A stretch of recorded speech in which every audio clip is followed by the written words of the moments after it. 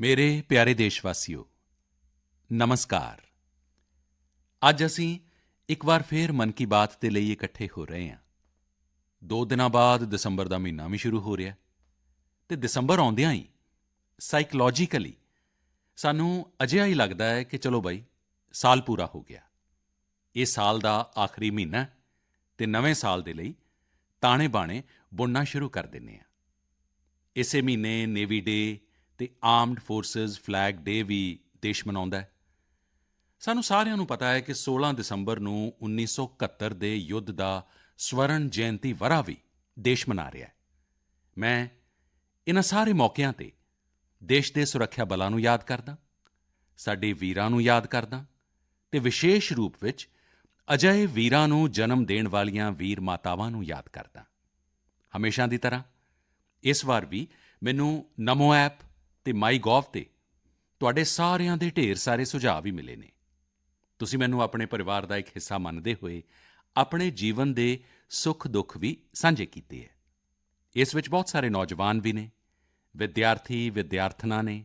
ਮੈਨੂੰ ਵਾਕਿਆ ਹੀ ਬਹੁਤ ਚੰਗਾ ਲੱਗਦਾ ਹੈ ਕਿ ਮਨ ਕੀ ਬਾਤ ਦਾ ਸਾਡਾ ਇਹ ਪਰਿਵਾਰ ਨਿਰੰਤਰ ਵੱਡਾ ਤਾਂ ਹੋ ਹੀ ਰਿਹਾ ਹੈ, ਮਨ ਨਾਲ ਵੀ ਜੁੜ ਰਿਹਾ ਹੈ ਅਤੇ ਮਕਸਦ ਨਾਲ ਵੀ ਜੁੜ ਰਿਹਾ ਹੈ ਅਤੇ ਸਾਡੇ ਡੂੰਘੇ ਹੁੰਦੇ ਰਿਸ਼ਤੇ ਸਾਡੇ ਅੰਦਰ ਨਿਰੰਤਰ ਸਕਾਰਾਤਮਕਤਾ ਦਾ ਇੱਕ ਪ੍ਰਵਾਹ ਪ੍ਰਵਾਹਿਤ ਕਰ ਰਹੇ ਨੇ।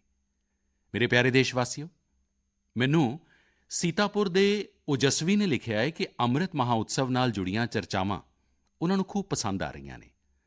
ਉਹ ਆਪਣੇ ਦੋਸਤਾਂ ਦੇ ਨਾਲ ਮਨ ਕੀ ਬਾਤ ਸੁਣਦੇ ਨੇ ਅਤੇ ਸੁਤੰਤਰਤਾ ਸੰਗਰਾਮ ਦੇ ਬਾਰੇ ਕਾਫੀ ਕੁਝ ਜਾਣਨ ਦੀ, ਸਿੱਖਣ ਦੀ ਲਗਾਤਾਰ ਕੋਸ਼ਿਸ਼ ਕਰ ਰਹੇ ਨੇ। ਸਾਥੀਓ, ਅੰਮ੍ਰਿਤ ਮਹੋਤਸਵ ਸਿੱਖਣ ਦੇ ਨਾਲ-ਨਾਲ ਸਾਨੂੰ ਦੇਸ਼ ਦੇ ਲਈ ਕੁਝ ਕਰਨ ਦੀ ਵੀ ਪ੍ਰੇਰਣਾ ਦਿੰਦਾ ਹੈ ਅਤੇ ਹੁਣ ਤਾਂ ਦੇਸ਼ ਭਰ ਵਿੱਚ ਆਮ ਲੋਕ ਹੋਣ ਜਾਂ ਸਰਕਾਰਾਂ, ਪੰਚਾਇਤ ਤੋਂ ਲੈ ਕੇ ਪਾਰਲੀਮੈਂਟ ਤੱਕ ਅੰਮ੍ਰਿਤ ਮਹੋਤਸਵ ਦੀ ਹੀ ਗੂੰਜ ਹੈ ਅਤੇ ਲਗਾਤਾਰ ਇਸ ਮਹੋਤਸਵ ਨਾਲ ਜੁੜੇ ਪ੍ਰੋਗਰਾਮਾਂ ਦਾ ਸਿਲਸਿਲਾ ਚੱਲ ਰਿਹਾ ਹੈ। ਅਜਿਹਾ ਹੀ ਇੱਕ ਰੋਚਕ ਪ੍ਰੋਗਰਾਮ ਪਿਛਲੇ ਦਿਨੀਂ ਦਿੱਲੀ ਵਿੱਚ ਹੋਇਆ।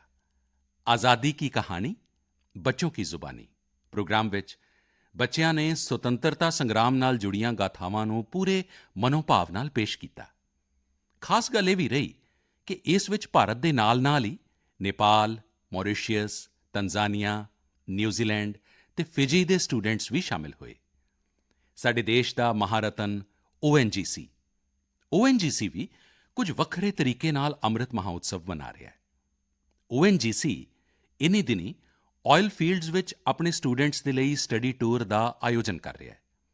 ਇਨ੍ਹਾਂ ਟੂਰਜ਼ ਵਿੱਚ ਨੌਜਵਾਨਾਂ ਨੂੰ ਓਐਨਜੀਸੀ ਦੇ ਆਇਲ ਫੀਲਡ ਆਪਰੇਸ਼ਨਜ਼ ਦੀ ਜਾਣਕਾਰੀ ਦਿੱਤੀ ਜਾ ਰਹੀ ਹੈ। ਮਨੋਰਥ ਹੈ ਸਾਡੇ ਉੱਭਰਦੇ ਇੰਜੀਨੀਅਰ ਰਾਸ਼ਟਰ ਨਿਰਮਾਣ ਦੀਆਂ ਕੋਸ਼ਿਸ਼ਾਂ ਵਿੱਚ ਪੂਰੇ ਜੋਸ਼ ਅਤੇ ਜਨੂੰਨ ਦੇ ਨਾਲ ਹੱਥ ਵਟਾ ਸਕਣ। ਸਾਥੀਓ, ਆਜ਼ਾਦੀ ਵਿੱਚ ਆਪਣੇ ਜਨਜਾਤੀ ਸਮੁਦਾਇ ਦੇ ਯੋਗਦਾਨ ਨੂੰ ਵੇਖਦਿਆਂ ਹੋਇਆਂ ਦੇਸ਼ ਨੇ ਜਨਜਾਤੀ ਗੌਰਵ ਹਫ਼ਤਾ ਵੀ ਮਨਾਇਆ ਹੈ। ਦੇਸ਼ ਦੇ ਵੱਖ-ਵੱਖ ਹਿੱਸਿਆਂ ਵਿੱਚ ਇਸ ਨਾਲ ਜੁੜੇ ਪ੍ਰੋਗਰਾਮ ਵੀ ਹੋਏ। ਅੰਡੇਮਾਨ ਨਿਕੋਬਾਰ ਦੀਪ ਸਮੂਹ ਵਿੱਚ ਜਾਰਬਾ ਅਤੇ ਓਂਗੇ ਵਰਗੇ ਜਨਜਾਤੀ ਸਮੁਦਾਇਆਂ ਦੇ ਲੋਕਾਂ ਨੇ ਆਪਣੀ ਸੰਸਕ੍ਰਿਤੀ ਦਾ ਜਿਊਂਦਾ ਜਾਗਦਾ ਪ੍ਰਦਰਸ਼ਨ ਕੀਤਾ। ਇੱਕ ਕਮਾਲ ਦਾ ਕੰਮ ਹਿਮਾਚਲ ਪ੍ਰਦੇਸ਼ ਦੇ ਊਨਾ ਦੇ ਮਿਨੀਏਚਰ ਰਾਈਟਰ ਰਾਮ ਕੁਮਾਰ ਜੋਸ਼ੀ ਜੀ ਨੇ ਵੀ ਕੀਤਾ ਹੈ। ਉਨ੍ਹਾਂ ਨੇ ਪੋਸਟੇਜ ਸਟੈਂਪਸ ਤੇ ਹੀ ਯਾਨੀ ਇੰਨੇ ਛੋਟੇ ਪੋਸਟੇਜ ਸਟੈਂਪ ਤੇ ਨੇਤਾ ਜੀ ਸੁਭਾਸ਼ ਚੰਦਰ ਬੋਸ ਅਤੇ ਸਾਬਕਾ ਪ੍ਰਧਾਨ ਮੰਤਰੀ ਲਾਲ ਬਹਾਦੁਰ ਸ਼ਾਸਤਰੀ ਜੀ ਦੇ ਅਨੋਖੇ ਸਕੈਚ ਬਣਾਏ ਨੇ। ਹਿੰਦੀ ਵਿੱਚ ਲਿਖੇ ਰਾਮ ਸ਼ਬਦ ਤੇ ਉਨ੍ਹਾਂ ਨੇ ਸਕੈਚ ਤਿਆਰ ਕੀਤੇ, ਜਿਸ ਵਿੱਚ ਸੰਖੇਪ ਵਿੱਚ ਦੋਵਾਂ ਮਹਾਂਪੁਰਖਾਂ ਦੀ ਜੀਵਨੀ ਨੂੰ ਵੀ ਉਕੇਰਿਆ ਗਿਆ ਹੈ। ਮੱਧ ਪ੍ਰਦੇਸ਼ ਦੇ ਕਟਨੀ ਤੋਂ ਵੀ ਕੁਝ ਸਾਥੀਆਂ ਨੇ ਇੱਕ ਯਾਦਗਾਰ ਦਾਸਤਾਨਗੋਈ ਪ੍ਰੋਗਰਾਮ ਦੀ ਜਾਣਕਾਰੀ ਦਿੱਤੀ ਹੈ। ਇਸ ਵਿੱਚ ਰਾਣੀ ਦੁਰਗਾਵਤੀ ਦੇ ਅਨੋਖੇ ਹੌਸਲੇ ਅਤੇ ਬਲੀਦਾਨ ਦੀਆਂ ਯਾਦਾਂ ਤਾਜ਼ੀਆਂ ਕੀਤੀਆਂ ਗਈਆਂ ਨੇ। ਅਜਿਹਾ ਇੱਕ ਪ੍ਰੋਗਰਾਮ ਕਾਸ਼ੀ ਵਿੱਚ ਹੋਇਆ। ਗੋਸਵਾਮੀ ਤੁਲਸੀਦਾਸ, ਸੰਤ ਕਬੀਰ, ਸੰਤ ਰਵਿਦਾਸ, ਭਾਰਤੇਂਦੂ ਹਰੀਸ਼ ਚੰਦਰ, ਮੁਨਸ਼ੀ ਪ੍ਰੇਮਚੰਦ ਅਤੇ ਜੈ ਸ਼ੰਕਰ ਪ੍ਰਸਾਦ ਵਰਗੀਆਂ ਮਹਾਨ ਸ਼ਖਸੀਅਤਾਂ ਦੇ ਸਨਮਾਨ ਵਿੱਚ 3 ਦਿਨਾਂ ਦੇ ਮਹੋਤਸਵ ਦਾ ਆਯੋਜਨ ਕੀਤਾ ਗਿਆ। ਵੱਖ-ਵੱਖ ਕਾਲਖੰਡ ਵਿੱਚ ਇਨ੍ਹਾਂ ਸਾਰਿਆਂ ਦੀ ਦੇਸ਼ ਦੀ ਜਨ ਜਾਗ੍ਰਿਤੀ ਵਿੱਚ ਬਹੁਤ ਵੱਡੀ ਭੂਮਿਕਾ ਰਹੀ ਹੈ। ਤੁਹਾਨੂੰ ਯਾਦ ਹੋਵੇਗਾ ਕਿ ਮਨ ਕੀ ਬਾਤ ਦੇ ਪਿਛਲੇ ਐਪੀਸੋਡਜ਼ ਦੇ ਦੌਰਾਨ ਮੈਂ 3 ਮੁਕਾਬਲਿਆਂ ਦਾ ਵਰਣਨ ਕੀਤਾ ਸੀ। ਕੰਪੀਟੀਸ਼ਨ ਦੀ ਗੱਲ ਕਹੀ ਸੀ। ਇੱਕ, ਦੇਸ਼ ਭਗਤੀ ਦੇ ਗੀਤ ਲਿਖਣਾ, ਦੇਸ਼ ਭਗਤੀ ਨਾਲ ਜੁੜੀਆਂ, ਆਜ਼ਾਦੀ ਦੇ ਅੰਦੋਲਨ ਨਾਲ ਜੁੜੀਆਂ ਘਟਨਾਵਾਂ ਦੀ ਰੰਗੋਲੀ ਬਣਾਉਣਾ ਅਤੇ ਸਾਡੇ ਬੱਚਿਆਂ ਦੇ ਮਨ ਵਿੱਚ ਸ਼ਾਨਦਾਰ ਭਾਰਤ ਦੇ ਸੁਪਨੇ ਜਗਾਉਣ ਵਾਲੀ ਲੋਰੀ ਲਿਖਣਾ। ਮੈਨੂੰ ਆਸ ਹੈ ਕਿ ਇਨ੍ਹਾਂ ਮੁਕਾਬਲਿਆਂ ਦੇ ਲਈ ਵੀ ਤੁਸੀਂ ਜ਼ਰੂਰ ਐਂਟਰੀ ਭੇਜ ਚੁੱਕੇ ਹੋਵੋਗੇ, ਯੋਜਨਾ ਵੀ ਬਣਾ ਚੁੱਕੇ ਹੋਵੋਗੇ ਅਤੇ ਆਪਣੇ ਸਾਥੀਆਂ ਨਾਲ ਚਰਚਾ ਵੀ ਕਰ ਚੁੱਕੇ ਹੋਵੋਗੇ। ਮੈਨੂੰ ਆਸ ਹੈ ਹਿੰਦੁਸਤਾਨ ਦੇ ਹਰ ਕੋਨੇ ਵਿੱਚ ਇਸ ਪ੍ਰੋਗਰਾਮ ਨੂੰ ਤੁਸੀਂ ਜ਼ਰੂਰ ਵੱਧ ਚੜ੍ਹ ਕੇ ਅੱਗੇ ਵਧਾਓਗੇ। ਮੇਰੇ ਪਿਆਰੇ ਦੇਸ਼ਵਾਸੀਓ, ਇਸ ਚਰਚਾ ਨਾਲ ਹੁਣ ਮੈਂ ਤੁਹਾਨੂੰ ਸਿੱਧਾ ਵਰਿੰਦਾਵਨ ਲੈ ਕੇ ਚੱਲਦਾ।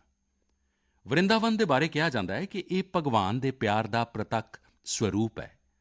ਸਾਡੇ ਸੰਤਾਂ ਨੇ ਵੀ ਕਿਹਾ ਹੈ, ये आसा धरी चित में, ये आसा धरी चित में, कहत जथा मत मोर, वृंदावन सुख रंग को, वृंदावन सुख रंग को, काहू न पायो और। ਯਾਨੀ ਵਰਿੰਦਾਵਨ ਦੀ ਮਹਿਮਾ ਅਸੀਂ ਸਾਰੇ ਆਪਣੀ ਆਪਣੀ ਸਮਰੱਥਾ ਦੇ ਹਿਸਾਬ ਨਾਲ ਕਹਿੰਦੇ ਜ਼ਰੂਰ ਹਾਂ, ਲੇਕਿਨ ਵਰਿੰਦਾਵਨ ਦਾ ਜੋ ਸੁੱਖ ਹੈ, ਇੱਥੋਂ ਦਾ ਜੋ ਰਸ ਹੈ, ਉਸ ਦਾ ਅੰਤ ਕੋਈ ਵੀ ਨਹੀਂ ਪਾ ਸਕਦਾ। ਉਹ ਤਾਂ ਅਸੀਮ ਹੈ। ਤਾਂ ਹੀ ਤਾਂ ਵਰਿੰਦਾਵਨ ਦੁਨੀਆ ਭਰ ਦੇ ਲੋਕਾਂ ਦਾ ਧਿਆਨ ਆਪਣੇ ਵੱਲ ਖਿੱਚਦਾ ਰਿਹਾ ਹੈ। ਇਸ ਦੀ ਛਾਪ ਤੁਹਾਨੂੰ ਦੁਨੀਆ ਦੇ ਕੋਨੇ-ਕੋਨੇ ਵਿੱਚ ਮਿਲ ਜਾਏਗੀ। ਪੱਛਮੀ ਆਸਟ੍ਰੇਲੀਆ ਵਿੱਚ ਇੱਕ ਸ਼ਹਿਰ ਹੈ ਪਰਥ। ਕ੍ਰਿਕਟ ਪ੍ਰੇਮੀ ਲੋਕ ਇਸ ਜਗ੍ਹਾ ਤੋਂ ਚੰਗੀ ਤਰ੍ਹਾਂ ਜਾਣੂ ਹੋਣਗੇ, ਕਿਉਂਕਿ ਪਰਥ ਵਿੱਚ ਅਕਸਰ ਕ੍ਰਿਕਟ ਮੈਚ ਹੁੰਦੇ ਰਹਿੰਦੇ ਨੇ। ਪਰਥ ਵਿੱਚ ਇੱਕ ਸੇਕਰਡ ਇੰਡੀਆ ਗੈਲਰੀ ਇਸ ਨਾਂ ਨਾਲ ਇੱਕ ਆਰਟ ਗੈਲਰੀ ਹੈ। ਇਹ ਗੈਲਰੀ ਸਵੈਨ ਵੈਲੀ ਦੇ ਇੱਕ ਖੂਬਸੂਰਤ ਖੇਤਰ ਵਿੱਚ ਬਣਾਈ ਗਈ ਹੈ ਅਤੇ ਇਹ ਆਸਟ੍ਰੇਲੀਆ ਦੀ ਇੱਕ ਨਿਵਾਸੀ ਜਗਤ ਤਾਰਿਣੀ ਦਾਸੀ ਜੀ ਦੀਆਂ ਕੋਸ਼ਿਸ਼ਾਂ ਦਾ ਨਤੀਜਾ ਹੈ। ਜਗਤ ਤਾਰਿਣੀ ਦਾਸੀ ਜੀ ਵੈਸੇ ਤਾਂ ਹਨ ਆਸਟ੍ਰੇਲੀਆ ਦੇ, ਜਨਮ ਵੀ ਉੱਥੇ ਹੋਇਆ, ਪਾਲਣ ਪੋਸ਼ਣ ਵੀ ਉੱਥੇ ਹੋਇਆ, ਲੇਕਿਨ 13 ਸਾਲਾਂ ਤੋਂ ਵੀ ਜ਼ਿਆਦਾ ਸਮਾਂ ਵਰਿੰਦਾਵਨ ਵਿੱਚ ਆ ਕੇ ਉਨ੍ਹਾਂ ਨੇ ਬਿਤਾਇਆ। ਉਨ੍ਹਾਂ ਦਾ ਕਹਿਣਾ ਹੈ ਕਿ ਉਹ ਆਸਟ੍ਰੇਲੀਆ ਪਰਤ ਤਾਂ ਗਈ, ਆਪਣੇ ਦੇਸ਼ ਵਾਪਸ ਤਾਂ ਗਈ, ਲੇਕਿਨ ਉਹ ਕਦੇ ਵੀ ਵਰਿੰਦਾਵਨ ਨੂੰ ਨਹੀਂ ਭੁੱਲ ਸਕੀ। ਇਸ ਲਈ ਉਨ੍ਹਾਂ ਨੇ ਵਰਿੰਦਾਵਨ ਅਤੇ ਉਸ ਦੇ ਅਧਿਆਤਮਿਕ ਭਾਵ ਨਾਲ ਜੁੜਨ ਦੇ ਲਈ ਆਸਟ੍ਰੇਲੀਆ ਵਿੱਚ ਹੀ ਵਰਿੰਦਾਵਨ ਖੜ੍ਹਾ ਕਰ ਦਿੱਤਾ। ਆਪਣੀ ਕਲਾ ਨੂੰ ਹੀ ਇੱਕ ਮਾਧਿਅਮ ਬਣਾ ਕੇ ਇੱਕ ਅਨੋਖਾ ਵਰਿੰਦਾਵਨ ਉਨ੍ਹਾਂ ਨੇ ਬਣਾ ਲਿਆ। ਇੱਥੇ ਆਉਣ ਵਾਲੇ ਲੋਕਾਂ ਨੂੰ ਕਈ ਤਰ੍ਹਾਂ ਦੀਆਂ ਕਲਾਕ੍ਰਿਤੀਆਂ ਨੂੰ ਵੇਖਣ ਦਾ ਮੌਕਾ ਮਿਲਦਾ ਹੈ। ਉਨ੍ਹਾਂ ਨੂੰ ਭਾਰਤ ਦੇ ਸਭ ਤੋਂ ਪ੍ਰਸਿੱਧ ਤੀਰਥ ਅਸਥਾਨਾਂ ਵਰਿੰਦਾਵਨ, ਨਵਾਂਦੀਪ ਅਤੇ ਜਗਨਨਾਥ ਪੁਰੀ ਦੀ ਪਰੰਪਰਾ ਅਤੇ ਸੰਸਕ੍ਰਿਤੀ ਦੀ ਝਲਕ ਵੇਖਣ ਨੂੰ ਮਿਲਦੀ ਹੈ। ਇੱਥੇ ਭਗਵਾਨ ਕ੍ਰਿਸ਼ਨ ਦੇ ਜੀਵਨ ਨਾਲ ਜੁੜੀਆਂ ਕਈ ਕਲਾਕ੍ਰਿਤੀਆਂ ਵੀ ਪ੍ਰਦਰਸ਼ਿਤ ਕੀਤੀਆਂ ਗਈਆਂ ਨੇ। ਇੱਕ ਕਲਾਕ੍ਰਿਤੀ ਅਜਿਹੀ ਵੀ ਹੈ ਜਿਸ ਵਿੱਚ ਭਗਵਾਨ ਕ੍ਰਿਸ਼ਨ ਨੇ ਗੋਵਰਧਨ ਪਰਬਤ ਨੂੰ ਆਪਣੀ ਛੋਟੀ ਉਂਗਲ ਤੇ ਚੁੱਕਿਆ ਹੋਇਆ ਹੈ, ਜਿਸ ਦੇ ਹੇਠਾਂ ਵਰਿੰਦਾਵਨ ਦੇ ਲੋਕਾਂ ਨੇ ਆਸਰਾ ਲਿਆ ਹੋਇਆ ਹੈ। ਜਗਤ ਤਾਰਿਣੀ ਜੀ ਦੀ ਇਹ ਅਨੋਖੀ ਕੋਸ਼ਿਸ਼ ਵਾਕਿਆ ਹੀ ਸਾਨੂੰ ਕ੍ਰਿਸ਼ਨ ਭਗਤੀ ਦੀ ਸ਼ਕਤੀ ਦਾ ਦਰਸ਼ਨ ਕਰਵਾਉਂਦੀ ਹੈ। ਮੈਂ ਉਨ੍ਹਾਂ ਨੂੰ ਇਸ ਕੋਸ਼ਿਸ਼ ਦੇ ਲਈ ਬਹੁਤ-ਬਹੁਤ ਸ਼ੁਭਕਾਮਨਾਵਾਂ ਦਿੰਦਾ। ਮੇਰੇ ਪਿਆਰੇ ਦੇਸ਼ਵਾਸੀਓ, ਹੁਣੇ ਮੈਂ ਆਸਟ੍ਰੇਲੀਆ ਦੇ ਪਰਥ ਵਿੱਚ ਬਣੇ ਵਰਿੰਦਾਵਨ ਦੇ ਬਾਰੇ ਗੱਲ ਕਰ ਰਿਹਾ ਸੀ। ਇਹ ਵੀ ਇੱਕ ਦਿਲਚਸਪ ਇਤਿਹਾਸ ਹੈ ਕਿ ਆਸਟ੍ਰੇਲੀਆ ਦਾ ਇੱਕ ਰਿਸ਼ਤਾ ਸਾਡੇ ਬੁੰਦੇਲਖੰਡ ਦੇ ਝਾਂਸੀ ਨਾਲ ਵੀ ਹੈ। ਦਰਅਸਲ ਝਾਂਸੀ ਦੀ ਰਾਣੀ ਲਕਸ਼ਮੀ ਬਾਈ ਜਦੋਂ ਈਸਟ ਇੰਡੀਆ ਕੰਪਨੀ ਦੇ ਖਿਲਾਫ ਕਾਨੂੰਨੀ ਲੜਾਈ ਲੜ ਰਹੀ ਸੀ ਅਤੇ ਉਨ੍ਹਾਂ ਦੇ ਵਕੀਲ ਸਨ ਜੌਨ ਲੈਂਗ। ਜੌਨ ਲੈਂਗ ਮੂਲ ਰੂਪ ਵਿੱਚ ਆਸਟ੍ਰੇਲੀਆ ਦੇ ਹੀ ਰਹਿਣ ਵਾਲੇ ਸਨ। ਭਾਰਤ ਵਿੱਚ ਰਹਿ ਕੇ ਉਨ੍ਹਾਂ ਨੇ ਰਾਣੀ ਲਕਸ਼ਮੀ ਬਾਈ ਦਾ ਮੁਕੱਦਮਾ ਲੜਿਆ ਸੀ। ਸਾਡੇ ਸੁਤੰਤਰਤਾ ਸੰਗਰਾਮ ਵਿੱਚ ਰਾਣੀ ਝਾਂਸੀ ਅਤੇ ਬੁੰਦੇਲਖੰਡ ਦਾ ਕਿੰਨਾ ਵੱਡਾ ਯੋਗਦਾਨ ਹੈ, ਇਹ ਅਸੀਂ ਸਾਰੇ ਜਾਣਦੇ ਹਾਂ। ਉੱਥੇ ਰਾਣੀ ਲਕਸ਼ਮੀ ਬਾਈ ਅਤੇ ਝਲਕਾਰੀ ਬਾਈ ਵਰਗੀਆਂ ਵੀਰ ਔਰਤਾਂ ਵੀ ਪੈਦਾ ਹੋਈਆਂ ਅਤੇ ਮੇਜਰ ਧਿਆਨ ਚੰਦ ਵਰਗੇ ਖੇਡ ਰਤਨ ਵੀ ਇਸ ਖੇਤਰ ਨੇ ਦੇਸ਼ ਨੂੰ ਦਿੱਤੇ ਨੇ। ਸਾਥੀਓ, ਬਹਾਦਰੀ ਸਿਰਫ ਯੁੱਧ ਦੇ ਮੈਦਾਨ ਵਿੱਚ ਹੀ ਵਿਖਾਈ ਜਾਏ, ਅਜਿਹਾ ਜ਼ਰੂਰੀ ਨਹੀਂ ਹੁੰਦਾ। ਬਹਾਦਰੀ ਜਦੋਂ ਇੱਕ ਵਰਤਾਰਾ ਬਣ ਜਾਂਦੀ ਹੈ ਅਤੇ ਉਸ ਦਾ ਵਿਸਥਾਰ ਹੁੰਦਾ ਹੈ ਤਾਂ ਹਰ ਖੇਤਰ ਵਿੱਚ ਅਨੇਕਾਂ ਕਾਰਜ ਸਿੱਧ ਹੋਣ ਲੱਗਦੇ ਨੇ। ਮੈਨੂੰ ਅਜਿਹੀ ਹੀ ਬਹਾਦਰੀ ਦੇ ਬਾਰੇ ਸ਼੍ਰੀਮਤੀ ਜੋਤਸਨਾ ਨੇ ਚਿੱਠੀ ਲਿਖ ਕੇ ਦੱਸਿਆ। ਜਾਲੌਨ ਵਿੱਚ ਇੱਕ ਰਵਾਇਤੀ ਨਦੀ ਸੀ, ਨੂਨ ਨਦੀ। ਨੂਨ ਇੱਥੋਂ ਦੇ ਕਿਸਾਨਾਂ ਦੇ ਲਈ ਪਾਣੀ ਦਾ ਮੁੱਖ ਸਰੋਤ ਹੋਇਆ ਕਰਦੀ ਸੀ, ਲੇਕਿਨ ਹੌਲੀ-ਹੌਲੀ ਨੂਨ ਨਦੀ ਲੁਪਤ ਹੋਣ ਦੇ ਕਿਨਾਰੇ ਪਹੁੰਚ ਗਈ। ਜੋ ਥੋੜ੍ਹੀ ਬਹੁਤ ਹੋਂਦ ਇਸ ਨਦੀ ਦੀ ਬਚੀ ਸੀ, ਉਹ ਨਾਲੇ ਵਿੱਚ ਤਬਦੀਲ ਹੋ ਰਹੀ ਸੀ। ਇਸ ਨਾਲ ਕਿਸਾਨਾਂ ਦੇ ਲਈ ਸਿੰਜਾਈ ਦਾ ਵੀ ਸੰਕਟ ਖੜ੍ਹਾ ਹੋ ਗਿਆ ਸੀ। ਜਾਲੌਨ ਦੇ ਲੋਕਾਂ ਨੇ ਇਸ ਸਥਿਤੀ ਨੂੰ ਬਦਲਣ ਦਾ ਬੀੜਾ ਚੁੱਕਿਆ। ਇਸ ਸਾਲ ਮਾਰਚ ਵਿੱਚ ਇਸ ਦੇ ਲਈ ਇੱਕ ਕਮੇਟੀ ਬਣਾਈ ਗਈ। ਹਜ਼ਾਰਾਂ ਪੇਂਡੂ ਤੇ ਸਥਾਨਕ ਲੋਕ ਖੁਦ ਦੁਆਰਾ ਚਲਾਈ ਗਈ ਇਸ ਮੁਹਿੰਮ ਨਾਲ ਜੁੜੇ। ਇੱਥੋਂ ਦੀਆਂ ਪੰਚਾਇਤਾਂ ਨੇ ਪਿੰਡ ਨਿਵਾਸੀਆਂ ਨਾਲ ਮਿਲ ਕੇ ਕੰਮ ਕਰਨਾ ਸ਼ੁਰੂ ਕੀਤਾ ਅਤੇ ਅੱਜ ਇੰਨੇ ਘੱਟ ਸਮੇਂ ਵਿੱਚ ਅਤੇ ਬਹੁਤ ਘੱਟ ਲਾਗਤ ਵਿੱਚ ਇਹ ਨਦੀ ਫਿਰ ਤੋਂ ਸੁਰਜੀਤ ਹੋ ਗਈ ਹੈ। ਕਿੰਨੇ ਹੀ ਕਿਸਾਨਾਂ ਨੂੰ ਇਸ ਦਾ ਫਾਇਦਾ ਹੋ ਰਿਹਾ ਹੈ। ਯੁੱਧ ਦੇ ਮੈਦਾਨ ਤੋਂ ਵੱਖਰਾ ਬਹਾਦਰੀ ਦਾ ਇਹ ਉਦਾਹਰਣ ਸਾਡੇ ਦੇਸ਼ ਵਾਸੀਆਂ ਦੀ ਸੰਕਲਪ ਸ਼ਕਤੀ ਨੂੰ ਵਿਖਾਉਂਦਾ ਹੈ ਅਤੇ ਇਹ ਵੀ ਦੱਸਦਾ ਹੈ ਕਿ ਜੇਕਰ ਅਸੀਂ ਠਾਣ ਲਈਏ ਤਾਂ ਕੁਝ ਵੀ ਅਸੰਭਵ ਨਹੀਂ। ਅਤੇ ਤਾਂ ਹੀ ਤਾਂ ਮੈਂ ਕਹਿੰਦਾ, ਸਬਕਾ ਪ੍ਰਯਾਸ। ਮੇਰੇ ਦੇਸ਼ ਵਾਸੀਓ, ਜਦੋਂ ਅਸੀਂ ਕੁਦਰਤ ਦਾ ਪੋਸ਼ਣ ਕਰਦੇ ਹਾਂ ਤਾਂ ਬਦਲੇ ਵਿੱਚ ਕੁਦਰਤ ਸਾਨੂੰ ਵੀ ਪੋਸ਼ਣ ਅਤੇ ਸੁਰੱਖਿਆ ਦਿੰਦੀ ਹੈ। ਇਸ ਗੱਲ ਨੂੰ ਅਸੀਂ ਆਪਣੇ ਨਿੱਜੀ ਜੀਵਨ ਵਿੱਚ ਵੀ ਅਨੁਭਵ ਕਰਦੇ ਹਾਂ ਅਤੇ ਅਜਿਹਾ ਹੀ ਇੱਕ ਉਦਾਹਰਣ ਤਾਮਿਲਨਾਡੂ ਦੇ ਲੋਕਾਂ ਨੇ ਵਿਆਪਕ ਪੱਧਰ ਤੇ ਪੇਸ਼ ਕੀਤਾ ਹੈ। ਇਹ ਉਦਾਹਰਣ ਹੈ ਤਾਮਿਲਨਾਡੂ ਦੇ ਤੁਤੂਕੁੜੀ ਜ਼ਿਲ੍ਹੇ ਦਾ। ਅਸੀਂ ਜਾਣਦੇ ਹਾਂ ਕਿ ਤਟੀ ਇਲਾਕਿਆਂ ਵਿੱਚ ਕਈ ਵਾਰ ਜ਼ਮੀਨ ਦੇ ਡੁੱਬਣ ਦਾ ਖਤਰਾ ਰਹਿੰਦਾ ਹੈ। ਤੁਤੂਕੁੜੀ ਵਿੱਚ ਵੀ ਕਈ ਛੋਟੇ ਆਈਲੈਂਡ ਅਤੇ ਟਾਪੂ ਅਜਿਹੇ ਸਨ ਜਿਨ੍ਹਾਂ ਦਾ ਸਮੁੰਦਰ ਵਿੱਚ ਡੁੱਬਣ ਦਾ ਖਤਰਾ ਵੱਧ ਰਿਹਾ ਸੀ। ਇੱਥੋਂ ਦੇ ਲੋਕਾਂ ਨੇ ਅਤੇ ਮਾਹਿਰਾਂ ਨੇ ਇਸ ਕੁਦਰਤੀ ਆਫ਼ਤ ਦਾ ਬਚਾਅ ਕੁਦਰਤ ਦੇ ਜ਼ਰੀਏ ਹੀ ਖੋਜਿਆ। ਇਹ ਲੋਕ ਹੁਣ ਇਨ੍ਹਾਂ ਟਾਪੂਆਂ 'ਤੇ ਪਾਲਮੇਰਾ ਦੇ ਦਰੱਖਤ ਲਗਾ ਰਹੇ ਨੇ। ਇਹ ਦਰੱਖਤ ਸਾਈਕਲੋਨ ਅਤੇ ਤੂਫਾਨਾਂ ਵਿੱਚ ਵੀ ਖੜ੍ਹੇ ਰਹਿੰਦੇ ਨੇ ਅਤੇ ਜ਼ਮੀਨ ਨੂੰ ਸੁਰੱਖਿਆ ਦਿੰਦੇ ਨੇ। ਇਸ ਨਾਲ ਹੁਣ ਇਸ ਇਲਾਕੇ ਨੂੰ ਬਚਾਉਣ ਦਾ ਇੱਕ ਨਵਾਂ ਭਰੋਸਾ ਪੈਦਾ ਹੋਇਆ ਹੈ। ਸਾਥੀਓ, ਕੁਦਰਤ ਤੋਂ ਸਾਡੇ ਲਈ ਖਤਰਾ ਤਾਂ ਹੀ ਪੈਦਾ ਹੁੰਦਾ ਹੈ ਜਦੋਂ ਅਸੀਂ ਉਸ ਦੇ ਸੰਤੁਲਨ ਨੂੰ ਵਿਗਾੜਦੇ ਹਾਂ ਜਾਂ ਉਸ ਦੀ ਪਵਿੱਤਰਤਾ ਨਸ਼ਟ ਕਰਦੇ ਹਾਂ। ਕੁਦਰਤ ਮਾਂ ਦੀ ਤਰ੍ਹਾਂ ਸਾਡਾ ਪਾਲਣ ਵੀ ਕਰਦੀ ਹੈ ਅਤੇ ਸਾਡੀ ਦੁਨੀਆ ਵਿੱਚ ਨਵੇਂ-ਨਵੇਂ ਰੰਗ ਵੀ ਭਰਦੀ ਹੈ। ਹੁਣੇ ਮੈਂ ਸੋਸ਼ਲ ਮੀਡੀਆ 'ਤੇ ਵੇਖ ਰਿਹਾ ਸੀ, ਮੇਘਾਲਿਆ ਵਿੱਚ ਇੱਕ ਫਲਾਇੰਗ ਬੋਟ ਦੀ ਤਸਵੀਰ ਖੂਬ ਵਾਇਰਲ ਹੋ ਰਹੀ ਹੈ। ਪਹਿਲੀ ਨਜ਼ਰ ਵਿੱਚ ਇਹ ਤਸਵੀਰ ਸਾਡਾ ਧਿਆਨ ਖਿੱਚਦੀ ਹੈ। ਤੁਹਾਡੇ ਵਿੱਚੋਂ ਵੀ ਜ਼ਿਆਦਾਤਰ ਲੋਕਾਂ ਨੇ ਇਸ ਨੂੰ ਆਨਲਾਈਨ ਜ਼ਰੂਰ ਵੇਖਿਆ ਹੋਵੇਗਾ। ਹਵਾ ਵਿੱਚ ਤੈਰਦੀ ਇਸ ਕਿਸ਼ਤੀ ਨੂੰ ਜਦੋਂ ਅਸੀਂ ਨੇੜਿਓਂ ਵੇਖਦੇ ਹਾਂ ਤਾਂ ਸਾਨੂੰ ਪਤਾ ਲੱਗਦਾ ਹੈ ਕਿ ਇਹ ਤਾਂ ਨਦੀ ਦੇ ਪਾਣੀ ਵਿੱਚ ਚੱਲ ਰਹੀ ਹੈ।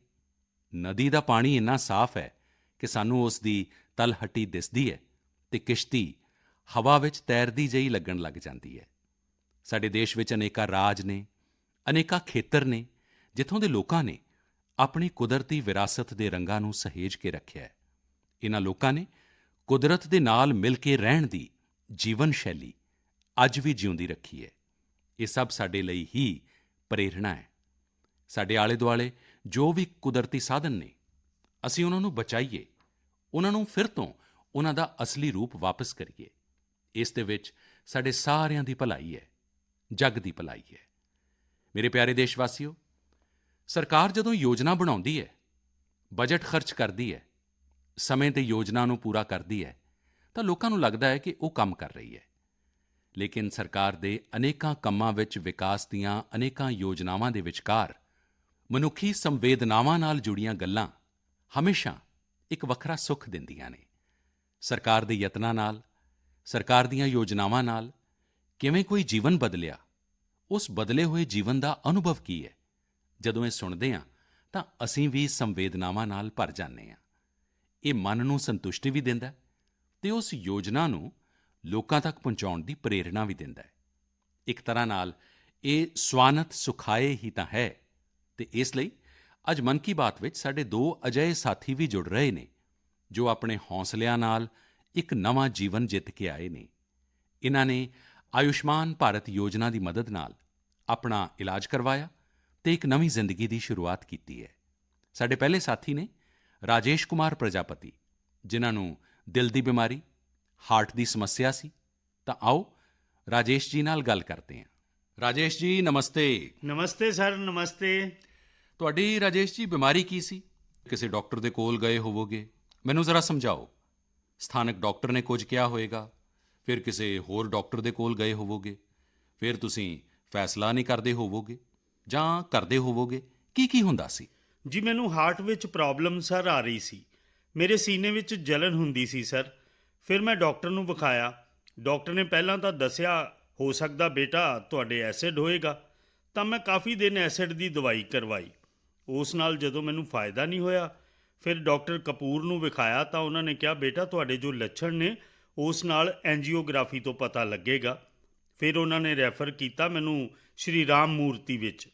ਫਿਰ ਮਿਲੇ ਅਸੀਂ ਅਮਰੇਸ਼ ਅਗਰਵਾਲ ਜੀ ਨੂੰ, ਤਾਂ ਉਹਨਾਂ ਨੇ ਮੇਰੀ ਐਂਜੀਓਗ੍ਰਾਫੀ ਕੀਤੀ। ਫਿਰ ਉਹਨਾਂ ਨੇ ਦੱਸਿਆ ਕਿ ਬੇਟਾ ਇਹ ਤਾਂ ਤੁਹਾਡੀ ਨਸ ਬਲੌਕੇਜ ਹੈ। ਤਾਂ ਅਸੀਂ ਕਿਹਾ, ਸਰ ਇਸ ਵਿੱਚ ਕਿੰਨਾ ਖਰਚਾ ਆਏਗਾ? ਤਾਂ ਉਹਨਾਂ ਨੇ ਕਿਹਾ, ਕਾਰਡ ਹੈ ਆਯੁਸ਼ਮਾਨ ਵਾਲਾ ਜੋ ਪੀਐਮਜੀ ਨੇ ਬਣਾ ਕੇ ਦਿੱਤਾ। ਤਾਂ ਅਸੀਂ ਕਿਹਾ, ਸਰ ਹਾਂ ਸਾਡੇ ਕੋਲ ਹੈ। ਤਾਂ ਉਹਨਾਂ ਨੇ ਮੇਰਾ ਉਹ ਕਾਰਡ ਲਿਆ ਅਤੇ ਮੇਰਾ ਸਾਰਾ ਇਲਾਜ ਉਸੇ ਕਾਰਡ ਨਾਲ ਹੋਇਆ। ਸਰ ਜੋ ਤੁਸੀਂ ਇਹ ਬਣਾਇਆ ਇਹ ਕਾਰਡ, ਇਹ ਬਹੁਤ ਹੀ ਚੰਗੇ ਤਰੀਕੇ ਨਾਲ ਸਾਡੇ ਗਰੀਬ ਆਦਮੀਆਂ ਦੇ ਲਈ ਬਹੁਤ ਵੱਡੀ ਸਹੂਲਤ ਹੈ। ਇਸ ਲਈ ਤੁਹਾਡਾ ਕਿਵੇਂ ਮੈਂ ਧੰਨਵਾਦ ਕਰਾਂ। ਤੁਸੀਂ ਕਰਦੇ ਕੀ ਹੋ ਰਾਜੇਸ਼ ਜੀ? ਸਰ ਮੈਂ ਇਸ ਸਮੇਂ ਤਾਂ ਪ੍ਰਾਈਵੇਟ ਨੌਕਰੀ ਕਰਦਾ ਸਰ।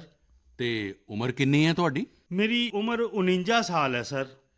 ਇੰਨੀ ਛੋਟੀ ਉਮਰ ਵਿੱਚ ਤੁਹਾਨੂੰ ਹਾਰਟ ਦੀ ਟਰਬਲ ਹੋ ਗਈ? ਹਾਂਜੀ ਸਰ, ਕੀ ਦੱਸੀਏ ਹੁਣ। ਤੁਹਾਡੇ ਪਰਿਵਾਰ ਵਿੱਚ ਵੀ ਪਿਤਾ ਜੀ ਨੂੰ ਜਾਂ ਮਾਤਾ ਜੀ ਨੂੰ ਜਾਂ ਇਸ ਤਰ੍ਹਾਂ ਨਾਲ ਪਹਿਲਾਂ ਵੀ ਹੋ ਰਿਹਾ ਕਦੇ? ਕਿਸੇ ਨੂੰ ਨਹੀਂ ਸੀ ਸਰ, ਮੇਰੇ ਨਾਲ ਹੀ ਹੋਇਆ। ਇਹ ਆਯੁਸ਼ਮਾਨ ਕਾਰਡ ਭਾਰਤ ਸਰਕਾਰ ਇਹ ਕਾਰਡ ਦਿੰਦੀ ਹੈ, ਗਰੀਬਾਂ ਦੇ ਲਈ ਬਹੁਤ ਵੱਡੀ ਯੋਜਨਾ ਹੈ। ਤਾਂ ਇਹ ਤੁਹਾਨੂੰ ਪਤਾ ਕਿਵੇਂ ਚੱਲਿਆ? ਸਰ ਇਹ ਤਾਂ ਇੰਨੀ ਵੱਡੀ ਯੋਜਨਾ ਹੈ, ਗਰੀਬ ਆਦਮੀ ਨੂੰ ਬਹੁਤ ਇਸ ਨਾਲ ਬੈਨੀਫਿਟ ਮਿਲਦਾ ਹੈ ਅਤੇ ਇੰਨੇ ਖੁਸ਼ ਨੇ ਸਰ। ਅਸੀਂ ਤਾਂ ਹਸਪਤਾਲ ਵਿੱਚ ਵੇਖਿਆ ਕਿ ਇਸ ਕਾਰਡ ਨਾਲ ਕਿੰਨੇ ਲੋਕਾਂ ਨੂੰ ਸਹੂਲਤ ਮਿਲਦੀ ਹੈ। ਜਦੋਂ ਡਾਕਟਰ ਨੂੰ ਕਹਿੰਦੇ ਹਾਂ ਕਿ ਕਾਰਡ ਮੇਰੇ ਕੋਲ ਹੈ ਸਰ, ਤਾਂ ਡਾਕਟਰ ਕਹਿੰਦਾ, ਠੀਕ, ਉਹ ਕਾਰਡ ਲੈ ਕੇ ਆਓ, ਮੈਂ ਉਸੇ ਕਾਰਡ ਨਾਲ ਤੁਹਾਡਾ ਇਲਾਜ ਕਰ ਦਿਆਂਗਾ। ਅੱਛਾ, ਕਾਰਡ ਨਾ ਹੁੰਦਾ ਤਾਂ ਤੁਹਾਨੂੰ ਕਿੰਨਾ ਖਰਚਾ ਦੱਸਿਆ ਸੀ ਡਾਕਟਰ ਨੇ? ਡਾਕਟਰ ਸਾਹਿਬ ਨੇ ਕਿਹਾ ਸੀ, ਬੇਟਾ ਇਸ ਵਿੱਚ ਬਹੁਤ ਸਾਰਾ ਖਰਚਾ ਆਏਗਾ ਜੇਕਰ ਕਾਰਡ ਨਹੀਂ ਹੋਏਗਾ। ਤਾਂ ਮੈਂ ਕਿਹਾ, ਸਰ ਕਾਰਡ ਤਾਂ ਹੈ ਮੇਰੇ ਕੋਲ। ਤਾਂ ਉਹਨਾਂ ਨੇ ਕਿਹਾ, ਤੁਰੰਤ ਤੁਸੀਂ ਵਿਖਾਓ। ਤਾਂ ਅਸੀਂ ਤੁਰੰਤ ਵਿਖਾਇਆ ਅਤੇ ਉਸੇ ਕਾਰਡ ਨਾਲ ਸਾਰਾ ਇਲਾਜ ਮੇਰਾ ਕੀਤਾ ਗਿਆ। ਮੇਰਾ ਇੱਕ ਪੈਸਾ ਖਰਚ ਨਹੀਂ ਹੋਇਆ। ਸਾਰੀਆਂ ਦਵਾਈਆਂ ਵੀ ਉਸੇ ਕਾਰਡ ਨਾਲ ਮਿਲੀਆਂ ਨੇ। ਤਾਂ ਰਾਜੇਸ਼ ਜੀ ਤੁਸੀਂ ਹੁਣ ਸੰਤੁਸ਼ਟ ਹੋ? ਤਬੀਅਤ ਠੀਕ ਹੈ? ਜੀ ਸਰ, ਤੁਹਾਡਾ ਬਹੁਤ ਬਹੁਤ ਧੰਨਵਾਦ ਸਰ। ਤੁਹਾਡੀ ਉਮਰ ਵੀ ਇੰਨੀ ਲੰਮੀ ਹੋਵੇ ਕਿ ਹਮੇਸ਼ਾ ਸੱਤਾ ਵਿੱਚ ਰਹੋ ਅਤੇ ਸਾਡੇ ਪਰਿਵਾਰ ਦੇ ਲੋਕ ਵੀ ਤੁਹਾਡੇ ਤੋਂ ਇੰਨਾ ਖੁਸ਼ ਨੇ ਕਿ ਕੀ ਦੱਸੀਏ ਤੁਹਾਨੂੰ। ਰਾਜੇਸ਼ ਜੀ ਤੁਸੀਂ ਮੈਨੂੰ ਸੱਤਾ ਵਿੱਚ ਰਹਿਣ ਦੀਆਂ ਸ਼ੁਭ ਕਾਮਨਾਵਾਂ ਨਾ ਦਿਓ। ਮੈਂ ਅੱਜ ਵੀ ਸੱਤਾ ਵਿੱਚ ਨਹੀਂ ਹਾਂ ਅਤੇ ਭਵਿੱਖ ਵਿੱਚ ਵੀ ਸੱਤਾ 'ਚ ਨਹੀਂ ਰਹਿਣਾ ਚਾਹੁੰਦਾ। ਮੈਂ ਸਿਰਫ ਸੇਵਾ ਵਿੱਚ ਰਹਿਣਾ ਚਾਹੁੰਦਾ। ਮੇਰੇ ਲਈ ਇਹ ਪਦ, ਇਹ ਪ੍ਰਧਾਨ ਮੰਤਰੀ, ਸਾਰੀਆਂ ਚੀਜ਼ਾਂ ਇਹ ਸੱਤਾ ਦੇ ਲਈ ਹੈ ਹੀ ਨਹੀਂ ਭਾਈ, ਸੇਵਾ ਦੇ ਲਈ ਨੇ। ਸੇਵਾ ਹੀ ਤਾਂ ਚਾਹੀਦੀ ਹੈ ਸਾਨੂੰ ਲੋਕਾਂ ਨੂੰ, ਹੋਰ ਕੀ। ਵੇਖੋ, ਗਰੀਬਾਂ ਦੇ ਲਈ ਇਹ ਆਯੁਸ਼ਮਾਨ ਭਾਰਤ ਯੋਜਨਾ ਇਹ ਆਪਣੇ ਆਪ ਵਿੱਚ। ਜੀ ਸਰ, ਇਹ ਬਹੁਤ ਵਧੀਆ ਚੀਜ਼ ਹੈ। ਵੇਖੋ ਰਾਜੇਸ਼ ਜੀ, ਤੁਸੀਂ ਸਾਡਾ ਇੱਕ ਕੰਮ ਕਰੋ, ਕਰੋਗੇ? ਜੀ ਬਿਲਕੁਲ ਕਰਾਂਗੇ ਸਰ। ਵੇਖੋ ਹੁੰਦਾ ਕੀ ਹੈ ਕਿ ਲੋਕਾਂ ਨੂੰ ਇਸ ਦਾ ਪਤਾ ਨਹੀਂ ਹੁੰਦਾ। ਤੁਸੀਂ ਇੱਕ ਜ਼ਿੰਮੇਵਾਰੀ ਨਿਭਾਓ। ਅਜਿਹੇ ਜਿੰਨੇ ਗਰੀਬ ਪਰਿਵਾਰ ਨੇ ਤੁਹਾਡੇ ਆਲੇ ਦੁਆਲੇ, ਉਹਨਾਂ ਨੂੰ ਆਪਣੀ ਇਹ ਕਿਵੇਂ ਤੁਹਾਨੂੰ ਲਾਭ ਹੋਇਆ, ਕਿਵੇਂ ਮਦਦ ਮਿਲੀ, ਇਹ ਦੱਸੋ। ਬਿਲਕੁਲ ਦੱਸਾਂਗੇ ਸਰ। ਅਤੇ ਉਹਨਾਂ ਨੂੰ ਕਹੋ ਕਿ ਉਹ ਵੀ ਅਜਿਹਾ ਕਾਰਡ ਬਣਵਾ ਲੈਣ ਤਾਂ ਕਿ ਪਰਿਵਾਰ ਵਿੱਚ ਪਤਾ ਨਹੀਂ ਕਦੋਂ ਕੀ ਮੁਸੀਬਤ ਆ ਜਾਏ ਅਤੇ ਗਰੀਬ ਦਵਾਈ ਦੇ ਕਾਰਨ ਪਰੇਸ਼ਾਨ ਰਹੇ। ਇਹ ਤਾਂ ਠੀਕ ਨਹੀਂ ਹੈ ਨਾ। ਹੁਣ ਪੈਸਿਆਂ ਦੇ ਕਾਰਨ ਉਹ ਦਵਾਈ ਨਾ ਲਵੇ ਜਾਂ ਬਿਮਾਰੀ ਦਾ ਇਲਾਜ ਨਾ ਕਰੇ ਤਾਂ ਇਹ ਵੀ ਵੱਡੀ ਚਿੰਤਾ ਦਾ ਵਿਸ਼ਾ ਹੈ। ਅਤੇ ਗਰੀਬ ਨੂੰ ਤਾਂ ਕੀ ਹੁੰਦਾ, ਜਿਵੇਂ ਤੁਹਾਨੂੰ ਇਹ ਹਾਰਟ ਦੀ ਪ੍ਰੋਬਲਮ ਹੋਈ ਅਤੇ ਕਿੰਨੇ ਮਹੀਨੇ ਤੱਕ ਤੁਸੀਂ ਕੰਮ ਹੀ ਨਹੀਂ ਕਰ ਸਕੇ ਹੋਵੋਗੇ। ਮੈਂ ਤਾਂ 10 ਕਦਮ ਨਹੀਂ ਤੁਰ ਸਕਦਾ ਸੀ, ਪੌੜੀਆਂ ਨਹੀਂ ਚੜ੍ਹ ਸਕਦਾ ਸੀ ਸਰ।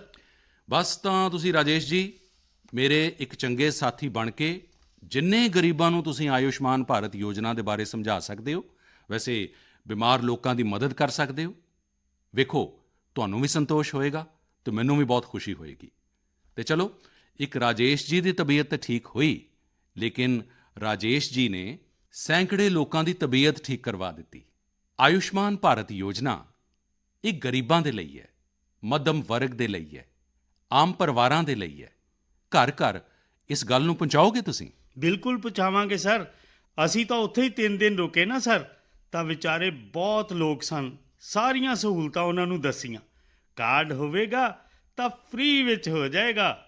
ਚਲੋ ਰਾਜੇਸ਼ ਜੀ, ਤੁਸੀਂ ਆਪਣੇ ਆਪ ਨੂੰ ਤੰਦਰੁਸਤ ਰੱਖੋ, ਥੋੜ੍ਹਾ ਸਰੀਰ ਦੀ ਚਿੰਤਾ ਕਰੋ, ਬੱਚਿਆਂ ਦੀ ਚਿੰਤਾ ਕਰੋ ਅਤੇ ਬਹੁਤ ਤਰੱਕੀ ਕਰੋ। ਮੇਰੀਆਂ ਬਹੁਤ ਸ਼ੁਭ ਕਾਮਨਾਵਾਂ ਨੇ ਤੁਹਾਨੂੰ। ਸਾਥੀਓ, ਅਸੀਂ ਰਾਜੇਸ਼ ਜੀ ਦੀਆਂ ਗੱਲਾਂ ਸੁਣੀਆਂ। ਆਓ ਹੁਣ ਸਾਡੇ ਨਾਲ ਸੁਖਦੇਵੀ ਜੀ ਜੁੜੇ ਨੇ। ਗੋਡਿਆਂ ਦੀ ਸਮੱਸਿਆ ਨੇ ਉਹਨਾਂ ਨੂੰ ਬਹੁਤ ਪਰੇਸ਼ਾਨ ਕਰ ਦਿੱਤਾ ਸੀ। ਆਓ ਅਸੀਂ ਸੁਖਦੇਵੀ ਜੀ ਤੋਂ ਪਹਿਲਾਂ ਉਹਨਾਂ ਦੀ ਤਕਲੀਫ ਦੀ ਗੱਲ ਸੁਣਦੇ ਹਾਂ ਅਤੇ ਫਿਰ ਆਰਾਮ ਕਿਵੇਂ ਆਇਆ ਉਹ ਸਮਝਦੇ ਹਾਂ। ਸੁਖਦੇਵੀ ਜੀ ਨਮਸਤੇ, ਤੁਸੀਂ ਕਿੱਥੋਂ ਬੋਲ ਰਹੇ ਹੋ? ਦਾਨ ਤਪਰਾ ਤੋਂ। ਕਿੱਥੇ ਪੈਂਦਾ ਇਹ? ਮਥੁਰਾ ਵਿੱਚ। ਮਥੁਰਾ ਵਿੱਚ।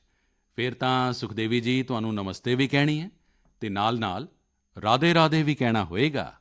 ਹਾਂ, ਰਾਧੇ ਰਾਧੇ। ਅੱਛਾ, ਅਸੀਂ ਸੁਣਿਆ ਕਿ ਤੁਹਾਨੂੰ ਤਕਲੀਫ ਹੋਈ ਸੀ, ਤੁਹਾਡਾ ਕੋਈ ਆਪਰੇਸ਼ਨ ਹੋਇਆ। ਜ਼ਰਾ ਦੱਸੋਗੇ ਕੀ ਗੱਲ ਸੀ?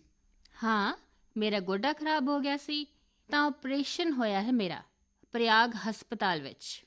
ਤੁਹਾਡੀ ਉਮਰ ਕਿੰਨੀ ਹੈ ਸੁਖਦੇਵੀ ਜੀ? 40 ਸਾਲ। 40 ਸਾਲ ਅਤੇ ਸੁਖਦੇਵ ਨਾਂ ਅਤੇ ਸੁਖਦੇਵੀ ਨੂੰ ਬਿਮਾਰੀ ਹੋਵੇ? ਬਿਮਾਰੀ ਤਾਂ ਮੈਨੂੰ 15-16 ਸਾਲ ਤੋਂ ਹੀ ਲੱਗ ਗਈ। ਓਹੋ, ਇੰਨੀ ਛੋਟੀ ਉਮਰ ਵਿੱਚ ਹੀ ਤੁਹਾਡੇ ਗੋਡੇ ਖਰਾਬ ਹੋ ਗਏ? ਉਹ ਗਠੀਆ ਬੋਲਦੇ ਨੇ ਨਾ, ਜੋੜਾਂ ਵਿੱਚ ਦਰਦ ਨਾਲ ਗੋਡਾ ਖਰਾਬ ਹੋ ਗਿਆ।